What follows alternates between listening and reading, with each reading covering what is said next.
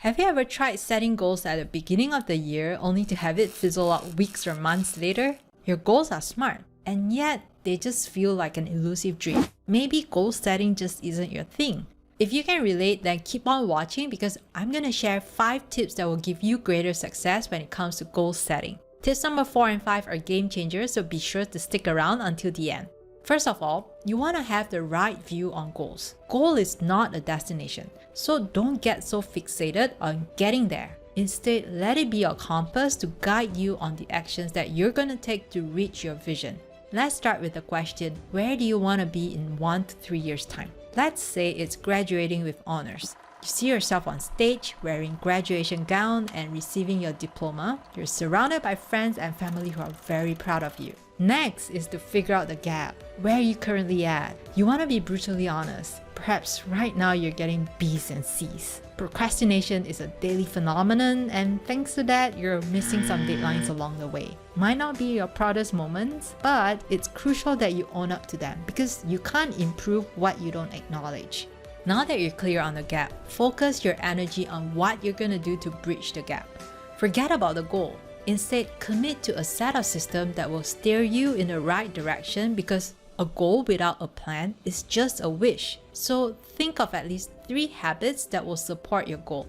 It could be like spending 2 hours of daily focused study sessions, having accountability buddy, and asking questions when unclear. The next tip that is game-changing is to measure. Now that you have a system in place, you want to measure your progress. A lot of times, people get frustrated, disappointed, and demotivated because they measure how far they are from the goal. As Dan Sullivan stated in his book, The Gap and the Gain, you want to measure the gain, which is your progress against your former self, rather than the gap, which is against your future self. This little change in perspective is not only motivating, it also gives you the confidence and fulfillment on your journey to success.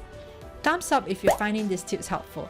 You'll get the video out and help more students succeed, which is the mission of this channel. If you've tried working on your goals before, you know that it's not always sunshine and rainbows.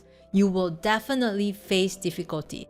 You will fall off the wagon when working on your new habit. This is not being negative, it's just being realistic. And you're gonna be proactive and develop the if-then plan.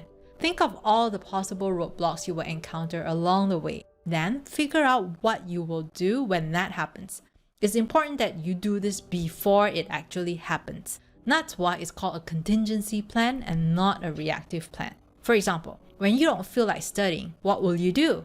Maybe you'll apply the 5 minutes rule. You'll study for just 5 minutes, and if you still don't feel like it, you'll stop. And you're gonna do this for all the other roadblocks that you've listed. Now that you have these plans in place, the next time you hit the roadblock, you'll know exactly what to do. I wish you great success in your goal setting. Check out this Notion template that will help you track your goals and habits. I'll see you over there.